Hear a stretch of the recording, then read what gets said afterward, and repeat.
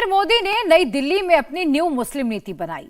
इस देश में दो तरह के मुसलमान हैं, एक वो जिनके शब्दों में वजन है लेकिन जिनकी आवाज कम है, और दूसरे वो हैं जिनके शब्दों में वजन कम है लेकिन आवाज बहुत ऊंची है।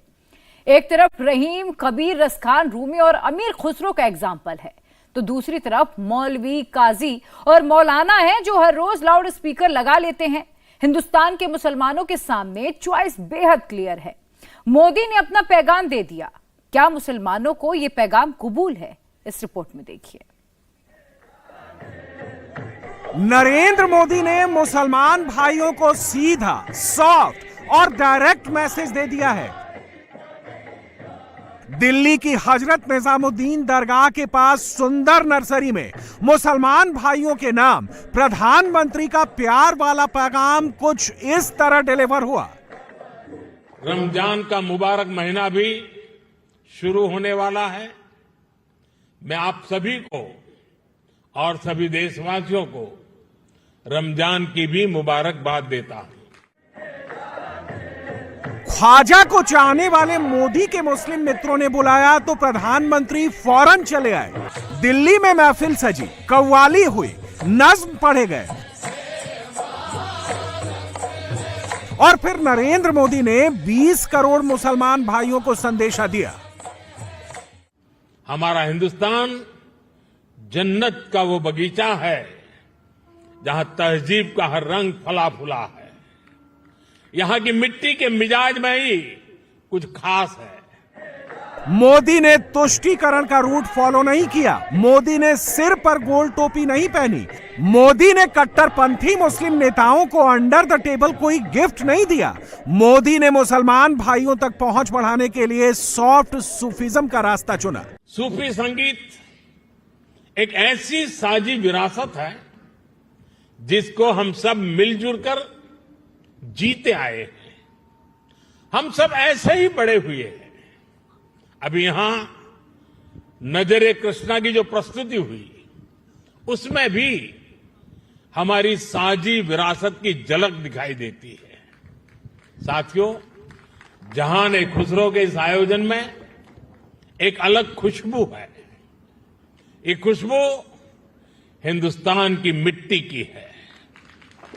वो हिंदुस्तान जिसकी तुलना हजरत अमीर खुसरो ने जन्नत से की थी। राम और कृष्ण को मानने वाले उन सूफी संत का नाम था अमीर खुसरो। 700 साल पहले हिंदू मुस्लिम एकता के नज्म लिखने वाले अमीर खुसरो का मकबरा हजरत निजामुद्दीन औलिया की दरगाह के पास है। उन्हीं खुसरो की याद में हर साल एक इंटरनेशनल म्यूजिक फेस्टिवल होता है, जहाने खुसरो। जब सूफी संगीत और शास्त्रीय संगीत की वो प्राचीन धाराएं एक दूसरे से जुड़ी तो हमें प्रेम और भक्ति की नई कल सुनने को मिली। यही हमें हजरत खुसरो की कव्वाली में मिली। यही हमें बाबा फरीद के दोहे मिले, बुल्ले शाह के स्वर मिले, मीर के गीत मिले। यहां हमें कबीर भी मिले, रहीम भी मिले और रसखान भी मिले। इन संतों और औलियों ने भक्ति को एक नया आयाम दिया। आप चाहे सूरदास को पढ़ें या रहीम और रसखान को, या फिर आप आंख बंद करके हजरत खुसरो को सुने। जब आप गहराई में उतरते हैं तो उसी एक जगह पहुंचते हैं। ये जगह है आध्यात्मिक प्रेम की वो ऊंचाई जहां इंसानी बंदी से टूट जाती है और इंसान और ईश्वर का मिलन महसूस होता है। आप देखिए, हमारे रसखान मुस्लिम थे लेकिन वो हरिभक्त थे। नरेंद्र मोदी इसी जहाने खुसरो संगीत समारोह के 25वें एडिशन में आए। इस बार जहाने खुसरो की शुरुआत ही नरेंद्र मोदी ने की। मोदी और मुसलमान, बहुत से लोग कहते हैं कि ये दोनों दो डिफरेंट पोल्स हैं। एक नॉर्थ पोल है, दूसरा साउथ पोल है, लेकिन ये दोनों पोल ना सिर्फ करीब आ सकते हैं बल्कि मिल भी सकते हैं। ये साबित हुआ जहाने खुसरो में। आप चाहे सूरदास को पढ़ें या रहीम और रसखान को, या फिर आप आंख बंद करके हजरत खुसरो को सुने। जब आप गहराई में उतरते हैं तो उसी एक जगह पहुंचते हैं। ये जगह है आध्यात्मिक प्रेम की वो ऊंचाई जहां इंसानी बंदी से टूट जाती है और इंसान और ईश्वर का मिलन महसूस होता है। अमीर खुसरो की विरासत का जश्न मनाने के लिए जहाने खुसरो की शुरुआत मशहूर फिल्म मेकर मुजफ्फर अली ने 2001 में की थी। तब से हर साल रूमी फाउंडेशन जहाने खुसरो का आयोजन करता है। नरेंद्र मोदी जब जहाने खुसरो के मंच पर मौजूद थे तब वहां एक खास प्रस्तुति हुई, नजरे कृष्ण। जी हां, सही सुना आपने, नजरे कृष्ण। अब मोदी के मुस्लिम मित्रों के बारे में थोड़ा जान लीजिए। जहाने खुसरो के मेन होस्ट हैं मुजफ्फर अली। ये वही मुजफ्फर अली हैं जिन्होंने फिल्म उमराव जान बनाई थी। उमराव जान के लिए फिल्म फेयर अवार्ड और गमन के लिए राष्ट्रीय फिल्म पुरस्कार जीत चुके मुजफ्फर अली को कांग्रेस की मनमोहन सरकार ने 2005 में पद्मश्री सम्मान दिया था। मुजफ्फर अली ने कभी लेफ्टिस्ट लीडर सुभाषनी अली के साथ निकाह किया था, लेकिन अब दोनों अलग रहते हैं। जहाने खुसरो की को होस्ट है मुजफ्फर अली की पत्नी मीरा अली। मीरा अली फैशन डिजाइनर हैं और वो मुजफ्फर अली के साथ एक फैशन लेवल चलाती हैं। सूफिज्म के लाखों कद्रदान हैं, जिनमें हिंदू से ज्यादा मुसलमान हैं। प्यू रिसर्च 2011 की रिपोर्ट के मुताबिक नॉर्थ इंडिया के 37% मुसलमान किसी न किसी रूप में सूफिज्म को मानते हैं। राष्ट्रीय स्तर पर 6% लोग सूफी परंपरा को मानते हैं। इस्लाम से आए सूफी मत को मानने वालों में अब भी सबसे ज्यादा मुस्लिम ही हैं, जिनकी हिस्सेदारी 11% है। 9% सिख और 5% हिंदू भी सूफी मत को मानते हैं। दिल्ली की निजामुद्दीन दरगाह और अजमेर शरीफ के गरीब नवाज मोइनुद्दीन चिश्ती की दरगाह सूफिज्म के बड़े केंद्र हैं। मोदी के प्रोग्राम के लिए अजमेर शरीफ दरगाह के खादिम और चिश्ती फाउंडेशन के चेयरमैन सलमान चिश्ती भी दिल्ली आए।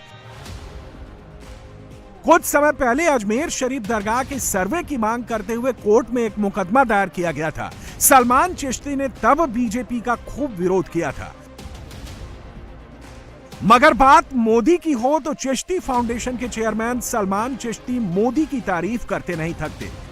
तो ये एक बड़ा पैगाम है सूफीवाद के लिए, सूफी सभ्यता और सूफी संगीत के लिए। 2016 में भी दिल्ली में जब वर्ल्ड सूफी फोरम हुआ था, उस वक्त भी ऑनरेबल प्राइम मिनिस्टर साहब has graced occasion.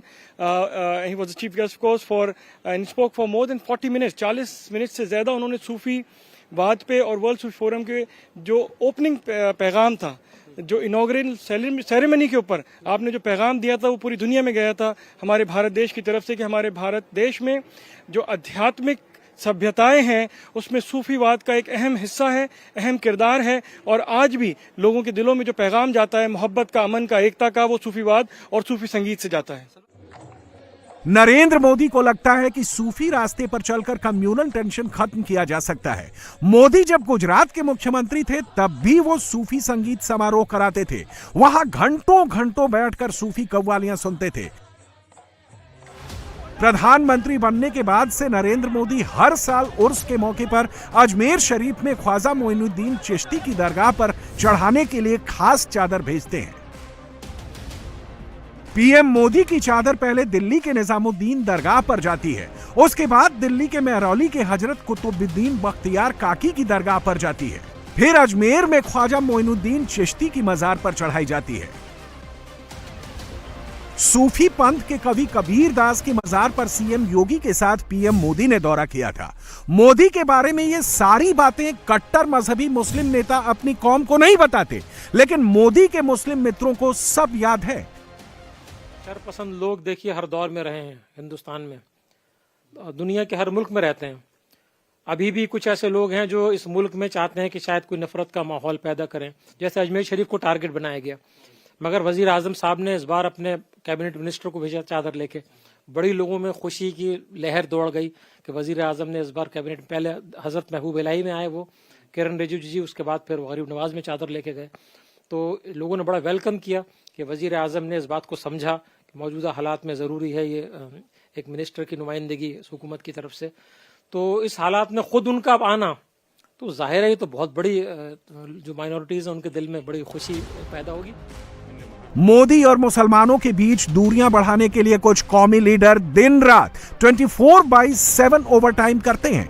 Narendra Modi ने इस बार सबको बाईपास कर दिया। मोदी ने देवबंदी मुसलमानों के रहनुमा जमीयत उलेमाए हिंद के प्रेसिडेंट मौलाना अरशद मदनी से बात नहीं की। मोदी के प्रोग्राम में जमीयत उलेमा हिंद के मौलाना महमूद मदनी भी नहीं आए। बरेलवी मुसलमानों के लीडर और इत्तेहादे मिल्लत काउंसिल के प्रेसिडेंट मौलाना तौकीर रजा भी नहीं आए। निजाम के शहर से असदुद्दीन ओवैसी को भी न्योता नहीं गया। मुस्लिम पर्सनल लॉ बोर्ड वाले खालिद सैफुल्लाह रहमानी और रजा एकेडमी वाले मोहम्मद सईद नूरी से भी मोदी ने बात नहीं की। मोदी उन्हीं मुस्लिम मित्रों से बात करते हैं जिनको अमन पसंद है और जो मुसलमानों को रूलर और हिंदुओं को रियाया समझने वाले माइंडसेट को छोड़ चुके हैं। गुलामी के लंबे कालखंड में जब इतना कुछ तबाह किया गया, अगर आज हम अपने अतीत से परिचित हैं तो इसमें हजरत खुसरो की रचनाओं की बड़ी भूमिका है। साथियों, इस विरासत को हमें निरंतर समृद्ध करते रहना है। मुझे संतोष है जहाने खुसरो जैसे प्रयास इस दायित्व को बखूबी निभा रहे हैं और अखंड रूप से 25 साल तक ये काम करना ये छोटी बात नहीं है। मैं मेरे मित्रों को बहुत बहुत बधाई देता हूं। सूफिज्म की धारा में बहने वाले मुसलमान कट्टर नहीं होते। संघ और हिंदूवादी फोर्सेस को भी सूफिज्म से कोई दिक्कत नहीं है। आने वाले दिनों में बिहार, पश्चिम बंगाल, असम और केरल में विधानसभा चुनाव होने वाले हैं। इन सभी राज्यों में बड़ी संख्या में मुस्लिम वोटर हैं। खास बात यह है कि पश्चिम बंगाल और असम में सूफी परंपरा से जुड़े मुसलमानों की तादाद बहुत ज्यादा है। तो क्या मोदी ने मुसलमानों को सियासी संदेश दिया? मोदी को अगर सिर्फ मुसलमानों के वोट की फिक्र होती तो वो मदनी, बुखारी और ओवैसी जैसे नेताओं को तरजीह देते। अगर सिर्फ मुस्लिम वोट हासिल करने का मकसद होता तो मोदी वहाबी और देवबंदी फिरके का तुष्टीकरण करके चलते। लेकिन मोदी ने हाशिए पर पड़े वोहरा और अहमदिया मुसलमानों की भी फिक्र की और हिंदू मुस्लिम सांप्रदायिक तनाव खत्म करने के लिए सूफीवाद के रास्ते पर चलने वाले मुसलमानों को तवज्जो दी।